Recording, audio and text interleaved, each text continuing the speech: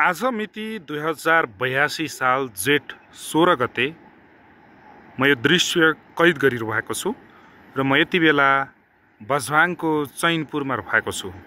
यो देखिरहेको दृश्य चैनपुर बझवार हो भने यो बगिरहेको खोला पश्चिम सेती हो। यो पश्चिम सेती जसले नेपालको उज्यालो नेपालको विद्युतमा ठूलो योगदान दिने सम्भावना बोकेको नदी हो।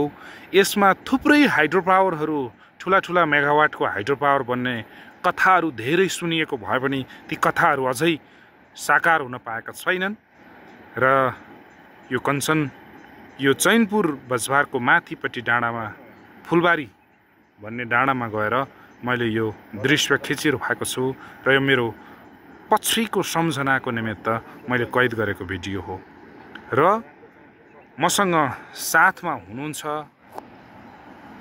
तत्कालीन खाद्य व्यवस्था तथा व्यापार कम्पनी लिमिटेडका बझवाङ शाखा प्रमुख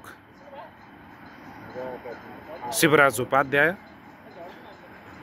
व्यापार प्रवर्धन विभागका सहायक विभागीय प्रबन्धक माधव मिश्र, योजना विभागका सहायक विभागीय प्रबन्धक रमेश पन्त र म यो माथि डाँडामा बसेर यो तस्बिर यो भिडियो कैद गरिरहेको छु। धन्यवाद।